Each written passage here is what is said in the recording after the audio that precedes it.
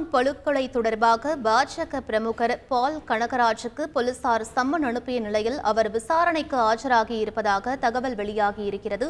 கூடுதல் விவரங்களை செய்தியாளர் சசிதரன் வழங்க கேட்கலாம். சசிதரன், உங்களுடைய தகவல் என பதிவு பண்ணுங்க.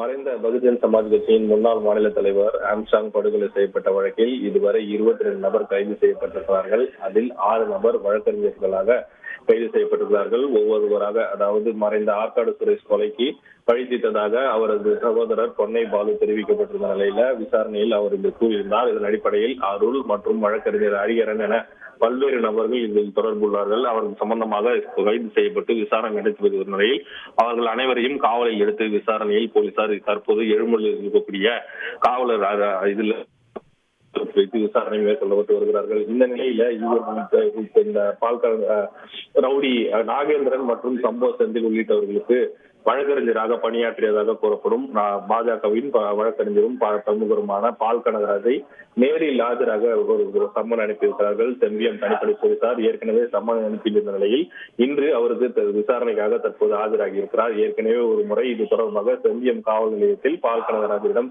விசாரணை நடைபெற்ற நிலையில் தற்போது இன்றைய தினம் அவர் சம்மன் அனுப்பி விசாரணைக்கு ஆஜராக அறிவிக்கப்பட்டுள்ளார்.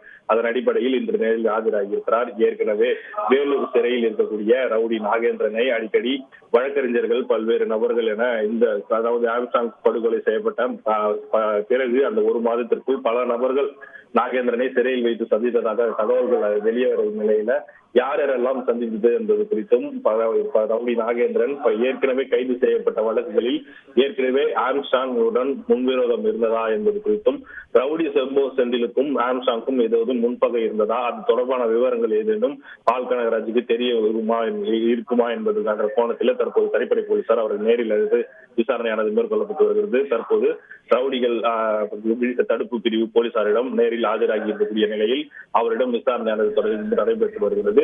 விசாரணை துவங்கிய நிலையில் இன்று மாலை பால் கனகராஜ் அவர்களிடம் என்ன தெரிவித்தார் என்பது குறித்தான தகவல்கள் வெளியாகும் எனவும் எதிர்பார்க்கப்படுகிறது. விவரங்களுக்கு நன்றி சசிதரன். செய்திகளை உடனுக்குடன் தெரிந்து கொள்ள உடனே சப்ஸ்கிரைப் பண்ணுங்க.